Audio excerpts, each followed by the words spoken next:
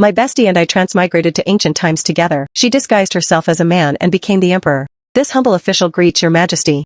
And I, somehow, became her empress. On our wedding night, we had to go through the motions. After all, there were people listening outside. If we were completely quiet and made no noise, people would say the emperor was incapable. So, the two of us desperately tried to fake some commotion. The emperor and empress are truly deeply in love. But the truth was, we had no way of having a child. Months later, the ministers urged him to expand the royal bloodline. Your Majesty, please stop slacking off. Having a baby is the top priority right now. That night, she clung to my leg, crying, begging me to give her a child no matter what. I just wanted to smack the nonsense out of her head. Tell me, how are two women supposed to have a baby? Don't you like that, General Guchongya? Just, borrow his services. It won't matter after it's done. Just tell him his future child will take the throne.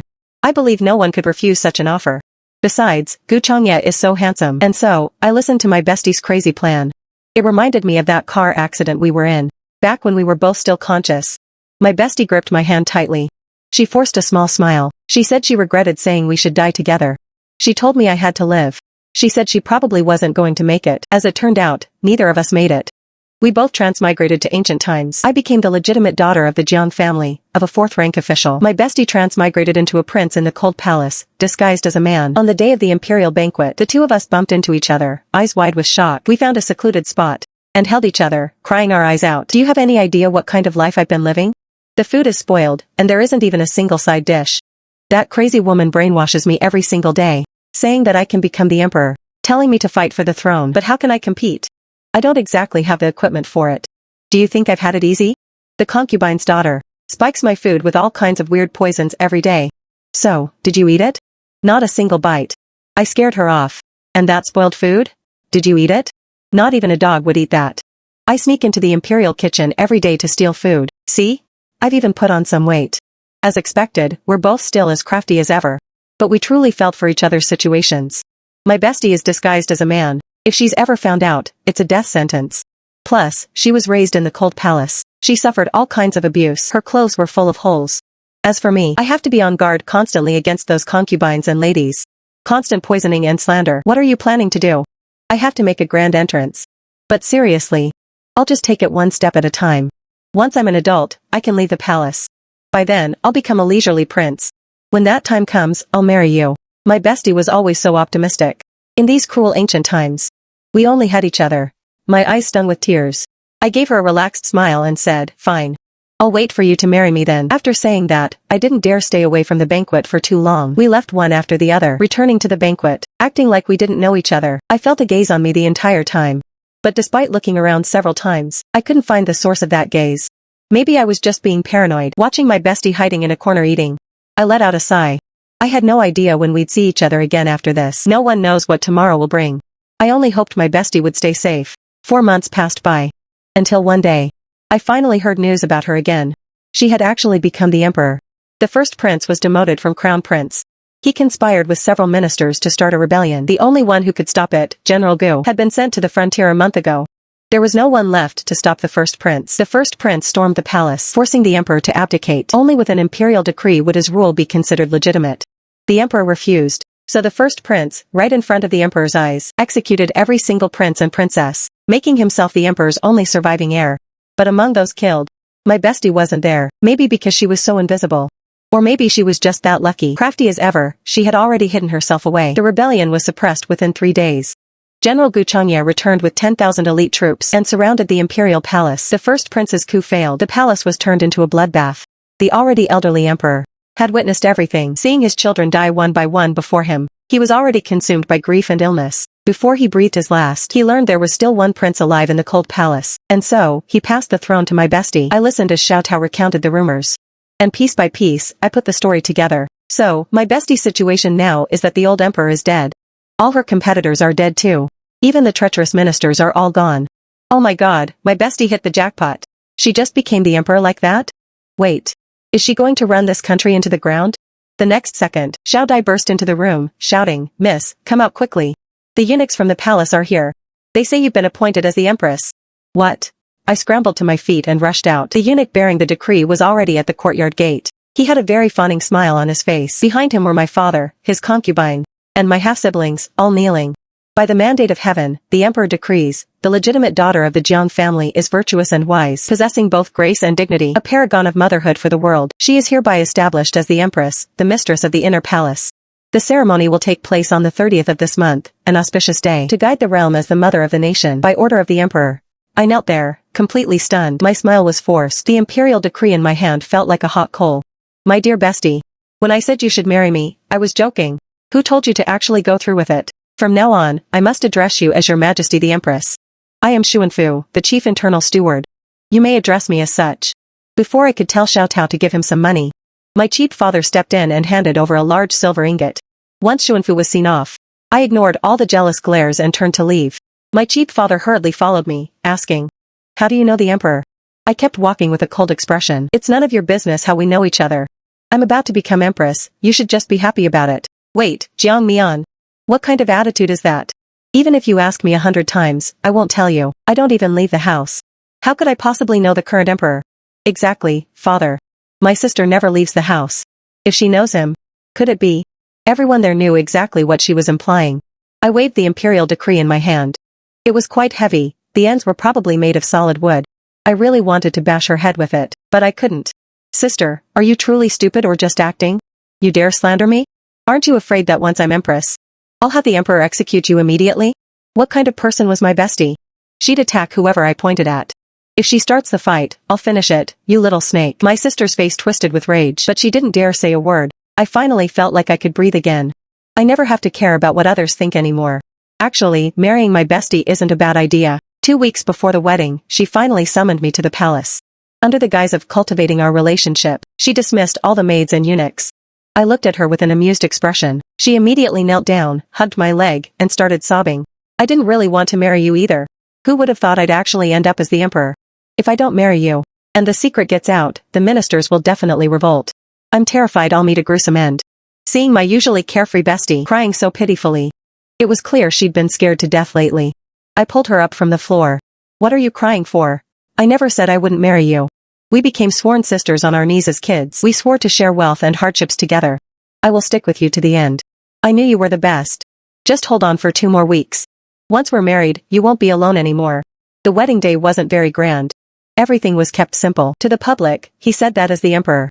He wanted to lead by example and resist extravagance. The previous emperor's wastefulness had led to heavy taxes. The people were living in misery. Even though my bestie wasn't great at history, she only got an 18 on her first high school exam, something I teased her about for a long time. Later, we both studied science together, but she knew that heavy taxes meant the common people would have a miserable life. Not long after taking the throne, she lowered taxes and labor duties, and this time, she kept everything simple. Everyone praised the new emperor, calling her a frugal and wise ruler. But the truth was, the wedding was simple because we were both too lazy. We didn't want to deal with those tedious ceremonies. We just wanted to rest, lying on the soft, large bed, with each other by our side. No longer worried about all the scheming. Just as I closed my eyes to sleep peacefully, my bestie suddenly sat up. Don't sleep yet. Get up. What are you doing now? My bestie looked a bit embarrassed. She whispered softly. There are people listening outside. If we're completely silent and make no noise, they'll say I'm incapable. I pushed her away. I turned over and lay back down. Let them say it then. Don't ruin my sleep. If rumors about me being incapable spread, what if they call an imperial doctor to examine me? Then the fact that I'm a woman will be exposed. What a nightmare. And so, the two of us desperately faked some commotion. I have to say, it worked quite well. Word spread throughout the palace that the emperor and empress were in love. My bestie still busied herself with morning court every day. The empress dowager knew the emperor's secret. She stayed out of the way quietly. I didn't even have to pay my respects. I was the only one in the harem. Life was happy for 3 months. Until one day, when my bestie returned from court, she looked visibly exhausted. While I was living a comfortable life every day, she put on a dignified front, and dismissed the maids and eunuchs. I'm really about to break down, Mian. I can't do this anymore. I don't understand anything they say in court. I can only nod and agree with them, pretending like I know everything. But my head is actually about to explode. Governing a country? I never even passed a politics class. Humanities and history, 18 points. I didn't even pass the geography proficiency exam. I'm a complete failure at liberal arts. I'm a pure science student. You're responsible for bringing home the bacon. And I'm responsible for looking beautiful. I'm afraid I can't help you. No, Mian, I'm begging you. Before, I could just fake it during court. But tonight, the ministers are coming to discuss matters with me. Just stay with me. And give me some advice, okay? I shook my head. acting like a virtuous empress. The harem is not allowed to interfere in politics. Just bring me some soup. And then stay by my side and listen. You can give me advice afterwards. I thought about it for a moment. Alright then. That night, I brought the ginseng soup to the study. The eunuch went in to announce my arrival, and after a short while, I was told to enter. The moment I walked in, my attention was drawn to the figure kneeling at the very front. He was dressed all in black, his ink-black hair was tied up high, and he had a lean, powerful build. When my bestie saw me, it was like she was seeing her savior. She quickly spoke up. Empress, what brings you to see us? The ministers who were mid-discussion all turned to look at me. I was worried your majesty might be too tired. So I personally brewed some ginseng soup. Bullshit. The kitchen actually made it. My bestie gave a pretend laugh. Our empress is truly thoughtful. Ministers, you may rise. We will continue later. I placed the food box on the rosewood table nearby. I took out the soup bowl and walked toward my bestie. Just as I got to the front, my hand was bumped unexpectedly. There was a sharp crack. The porcelain bowl shattered into pieces. I stared blankly for a moment. I looked to the side and was mesmerized by that peerlessly handsome face. He was so handsome. Sharp eyebrows and star-like eyes. Elegant and refined. A true gentleman, refined as jade. Truly one of a kind. I just lost my footing. It wasn't intentional. Please punish me, your majesty. Though he spoke of apologies, his gaze and tone held no remorse whatsoever. It's just a bowl of soup. A trivial matter. General, there is no need for apologies. My bestie called my name. Seeing that I didn't respond, she called me again. Only then did I snap out of it. I walked over to my bestie's side. I looked at her. But my eyes kept drifting, intentionally or not, toward that impossibly handsome man. I was just a bit startled. I haven't quite recovered yet. The man had stood up by now. He looked down at the broken bowl on the floor. His previously remorseless gaze was replaced by a flash of regret and annoyance after I spoke, to see if he was truly feeling guilty. I spoke up again. I simmered that soup for 2 whole hours. I even burned my hand. I didn't miss the emotions that flickered in his eyes. Guilt, concern, and regret. Suddenly, he spoke up. Doesn't the palace have an imperial kitchen? How could we let your majesty the empress cook personally? This is against the rules. Is there such a rule? The atmosphere suddenly became awkward. One of the ministers hurriedly spoke up. Rumors say the emperor and empress are deeply in love. And seeing it today, it's indeed true. Yes, seeing the emperor and empress like this. Surely, we can expect an heir for the imperial family soon. Speaking of that, the ministers stopped discussing state affairs entirely and started urging the emperor to have a child and select more concubines. Your majesty is currently in his prime. You should select virtuous ladies to join the harem soon. To expand the royal bloodline. My bestie's expression stiffened. She looked at me for help. I signaled her to change the subject. Under the table, she secretly gave me an okay sign. But before my bestie could speak, Gu Changya spoke up with a cold, calm voice. The emperor and empress have only been married for 3 months. There is no need to rush for an heir. Besides, his majesty is not one to indulge in beauty. I noticed that all the ministers were taking their cues from him. The moment he spoke, the other ministers all followed suit. Alright, enough. We are feeling a bit tired. You may all withdraw now. Once everyone was gone, I quickly whispered, asking, who is that man who was standing at the very front? Gu Changya, of course. Let me tell you. I suspect he wants to usurp the throne. The way he looks at me every day is cold enough to freeze me to death. If looks could kill, I'd probably have died 100 times already. So that was Gu Changya. The man who commanded the respect of the entire palace, holding an army of 400,000 in his hand. The general who played a key role in stabilizing the situation. I had imagined some rough and burly giant. Who knew he'd be so good-looking? That build, those legs. And that face, everything was exactly my type. I looked at my bestie who was still rambling on. And let out a sigh. There's no hope for her, even when she's cured, she still drools. Stop talking, let's head back. Back at the living quarters. As usual, all the maids were dismissed. I sat on the bed. My bestie stood there looking at me for a long time. Then, she said something shocking. Bestie, please have a baby for me. I looked at her like she was a total idiot. My hands at my sides were clenched into fists. I wondered if one punch would be enough to smack the nonsense out of her head. Let me ask you. How are 2 women supposed to have a baby? Did you forget everything you learned in high school biology? If Ms. Yufin knew about this, she'd smack your hands raw. It's worth mentioning that Ms. Yufin was our high school biology teacher. She'd ask questions every day while wearing a ring from some student. If you got it wrong, you'd get a flick with that ring. Her nickname was Abbess Yufin. Think about it, bestie. If you don't get pregnant, they'll force me to take concubines. It might work for a short while, but eventually, the secret will come out. If you want one, have it yourself. Don't you like that, Gu Changya? Just borrow his services. It won't matter afterwards. Just tell him his future child will take the throne. I believe no one could refuse that. Besides, Gu Changye is so handsome. Listening to my bestie's wild and bold words, I thought of that stunningly handsome face. My cheeks felt strangely hot. I said no, but I was secretly calculating the feasibility of her plan. And the result was, it actually was feasible. So, how should we pull it off? There's a victory banquet in 3 days. I'll just spike his wine flask. It's just having a baby. To keep our heads on our shoulders. I'll do it. 3 days later, at the victory banquet, my bestie and I sat at the high table, watching the ministers coming and going below. It was quite lively. Gu Changye sat at a lower table. He sat there all alone, looking solitary, a sharp contrast to the liveliness around him. The ministers probably felt the low pressure coming from him. And none of them dared to toast him. I watched as he sat there with a cold face, drinking cup after cup of wine. I leaned into my bestie's ear. Is the drug in the wine? The flask he's drinking from right now is spiked, bestie. You're doing great.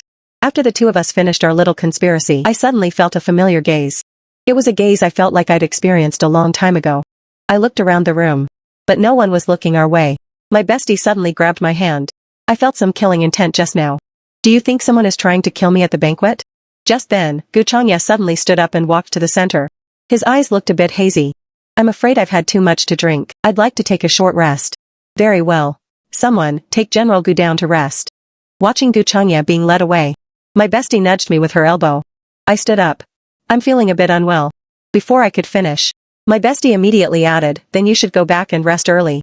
Your health is the most important thing. You must take good care of yourself. Meeting my bestie's intense gaze, my fist clenched again.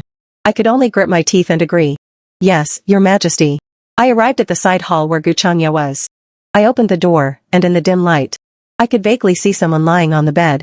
Just as I approached the bedside, everything became a blur. My head spun. And the next thing I knew, I was pinned down on the bed. I hurriedly looked up and locked eyes with a cold, emotionless gaze. It sent a chill down my spine. You drugged me? What is the meaning of this, Your Majesty the Empress? He looks terrifying.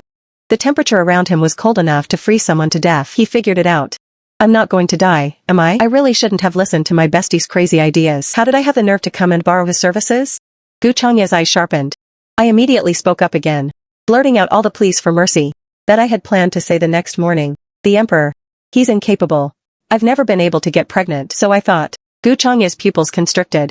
Terrified, I immediately finished my sentence. I'm just borrowing you to conceive a child. It's not a bad deal for you, either. If I get pregnant and give birth, your son would be the crown prince. And a daughter would be the eldest princess. If you won't help, then forget it. I'll leave right now. I struggled to get up.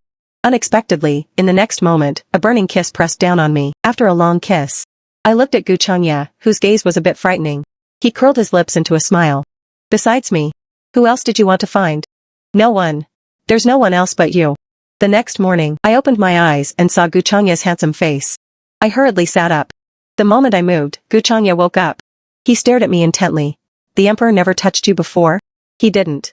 Aside from getting drool all over my face, he couldn't do anything.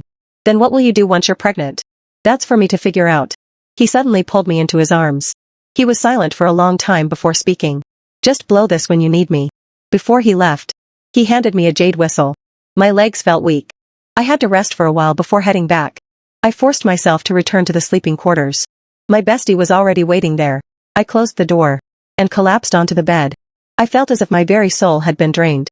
My bestie gave a sly grin. Tracing the lines of my clothes with her finger, she chuckled lewdly. Seems like you had a pretty happy time last night, huh? After that incident, my bestie noted that during court these past few days, Gu Changye's gaze wasn't as terrifying as before. He probably feels guilty toward me now. That way, we don't have to worry about him rebelling. I didn't respond. I touched my stomach, wondering if the plan had actually worked. Half a month passed. My lingering hope finally died. My period came. What now? My period is here. If it didn't work once, then just borrow him a few more times. Succeeding on the first try only happens to female leads in CEO novels. Don't worry. I'll arrange the location. You just have to show up. I pinched my bestie's waist hard. You're just talking nonsense because it's not you doing the work. That night, I blew the jade whistle. A pitch-black pigeon landed on the windowsill. A small bamboo tube was tied to its leg. So it was communication via carrier pigeon. I wrote a note and stuffed it into the tube. The message was simple and clear. The water has passed.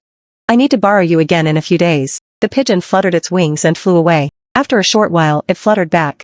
I opened the bamboo tube. There was only one word on the note, okay.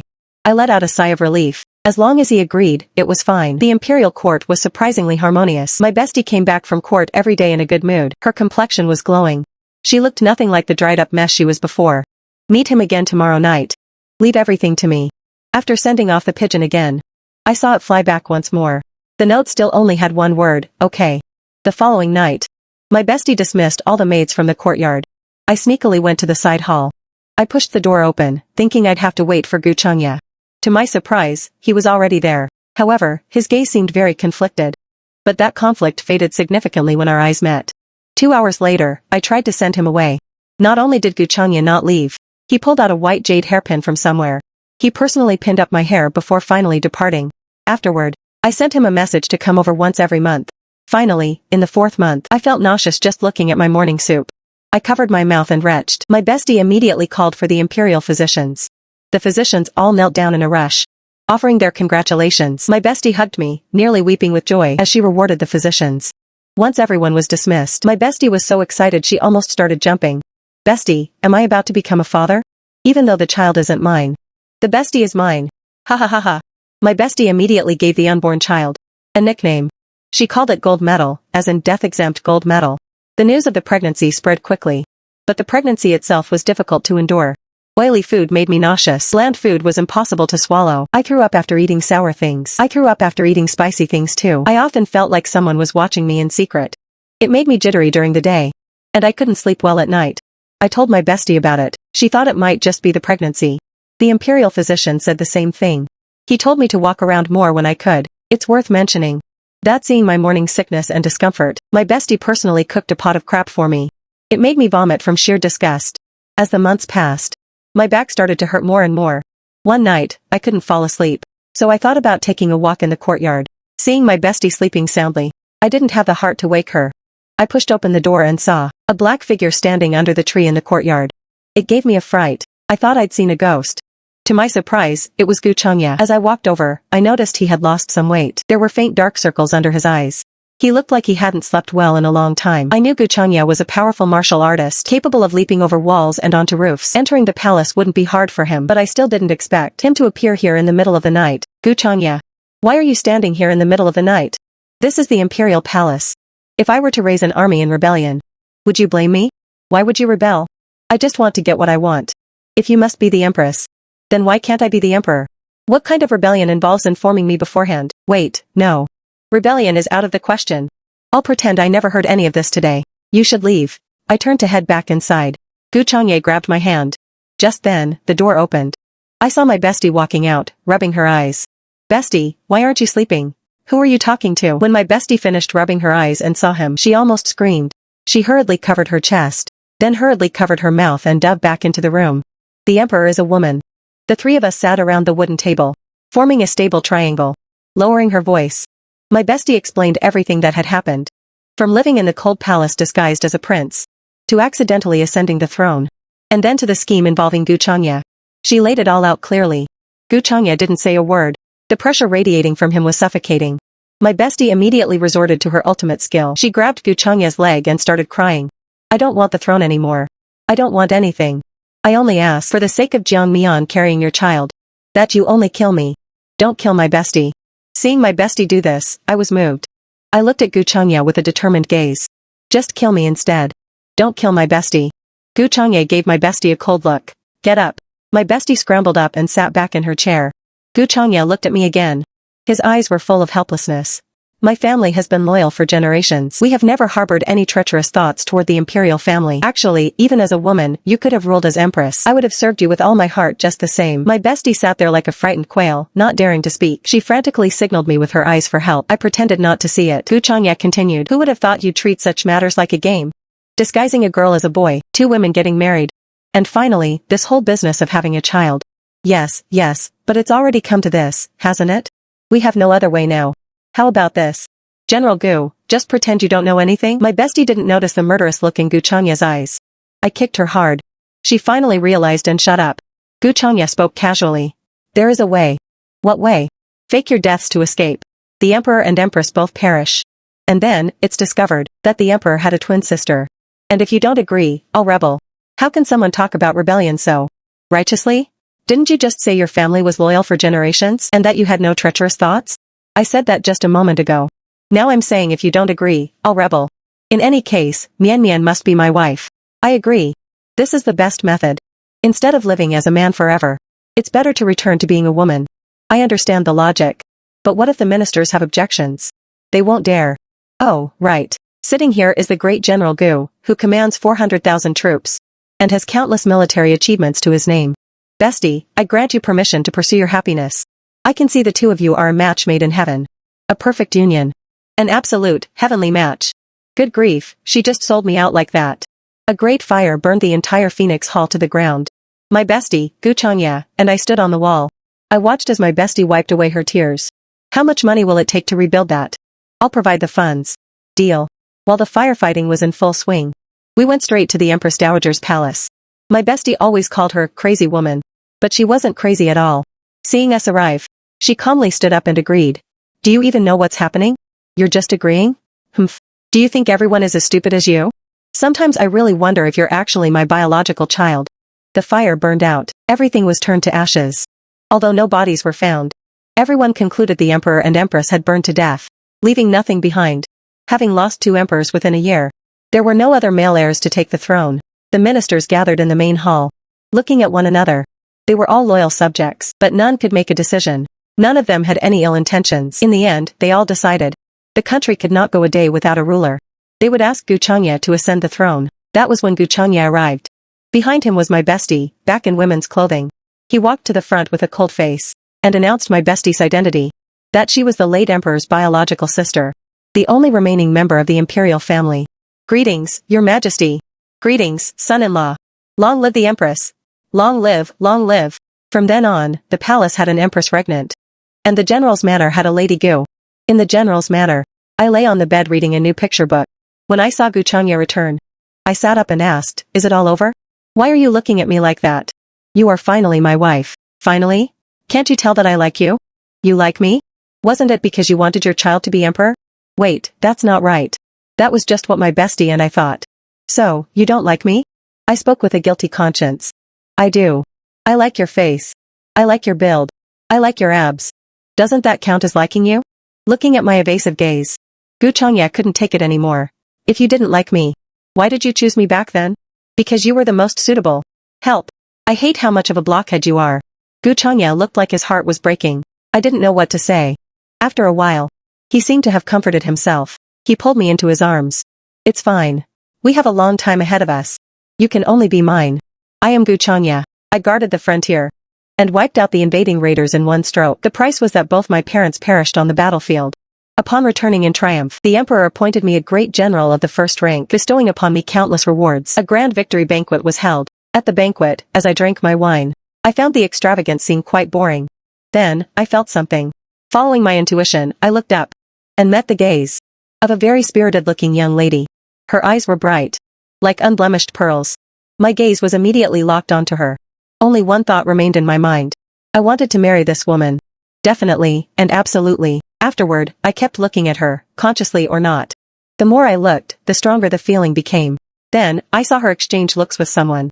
The two of them stared at each other for a long time. Eventually, they disappeared from the banquet one after the other. I wanted to go see too, but the emperor and the princes kept offering me toasts.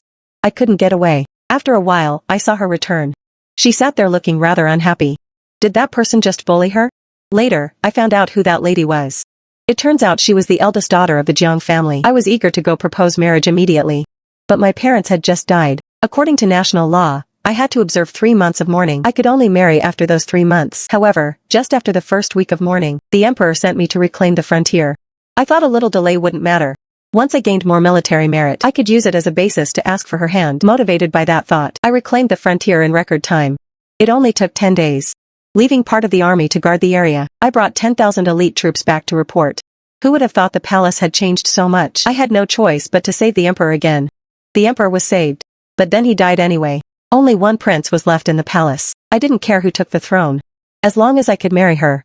3 days after the new emperor took charge, I was just about to request marriage as my reward. Who would have thought this wretched emperor would beat me to it? An imperial edict was issued, naming my beloved as the empress. Maybe I should just rebel. No, the Gu family has been loyal for generations. 2 thoughts were fighting in my head. I got angry every day at court just looking at this emperor. Useless thing. Actually snatching my wife away. On the wedding day, I watched her in her red wedding robes. In her phoenix crown and embroidered gown, she was incredibly beautiful. I almost made up my mind to rebel right then.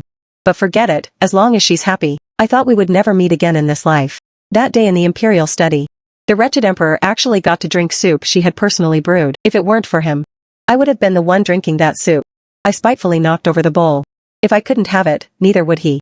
When she said she'd brewed it herself and burned her hand, I thought to myself, I'm such a bastard. And then those ministers behind us, were they sick? Why were they pressuring them for an heir? They even dared to suggest taking concubines. I saw her eyes dim. I was furious, so I spoke up to bail her out. Those ministers really have nothing better to do. Then came another victory banquet. Looking at her sitting up there, whispering to the emperor. The emperor was smiling so happily. It must have been something interesting. Unknowingly, I drank a whole flask of wine. I didn't notice at all that the wine was drugged. I had to find a place to force the drug out of my system. The side hall was dim. I forced out the drug and lay on the bed. Then the door was pushed open. I wondered who was bold enough to actually drug me.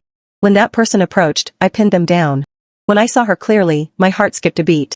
It was the person I'd been longing for. Had she been set up by someone? She was so timid. I only asked 2 questions and she was already shivering with fear. But her next words completely stunned me. What? I didn't hear that wrong, did I? The emperor is actually incapable? And she actually wanted to find someone else? No way. She already found me. How could I let her go to anyone else? So I went along with her wishes. But this heartless woman kicked me out as soon as it was over. I figured I'd just let her have her way. I left her a whistle. That could be used to send carrier pigeons. In the following days, I dreamed of her every night. I was anxious, but I waited in vain for news from her. Finally, one day, I received her letter. I was secretly thrilled. She wasn't pregnant. That meant there would be a next time. My mother told me when she was alive that a hairpin is a token of love. If there's a girl you really like, you can give her one. I spent 3 days personally carving a white jade hairpin, just waiting for the chance to give it to her. Another month passed. I felt like I was going crazy. Maybe I should just rebel. No, she sent another message saying it still hadn't happened. That was fantastic. After that time, I looked forward to the next. But then I got the news that she was pregnant. After that, she didn't send any more messages. With nothing left to look forward to, every day felt like a year. So every day after court, I would hide in the distance to watch her. Her pregnancy was so hard. She couldn't eat anything. That wretched emperor didn't know how to take care of her at all. He tried to cook personally and made a pot of crap that made her vomit from disgust. That night, I had insomnia again. I came to the palace and stood under that tree where she often stayed, trying to feel the place where she had stood. I wasn't seeing things, was I? She actually came out. It's so cold at night. Why did she come out? She's lost weight and looks haggard. The palace's atmosphere really isn't good for her. My desire to take her away reached its peak. I said I would rebel. She was unwilling. The emperor came out, and I looked at the emperor's chest and fell into deep thought. I kept thinking, something that big couldn't be just his physique. So the emperor is a woman. The emperor deserves to die even more now. I staged an incident to make her my wife fairly and squarely. That wretched emperor can just stay dead. Who cares about being emperor? And he actually thought I would rebel. The happy part is that she's finally my wife. The sad part is that she doesn't like me. My whole heart is broken, but it's okay. The days ahead are long. Since I'm so capable, she'll fall for me sooner or later.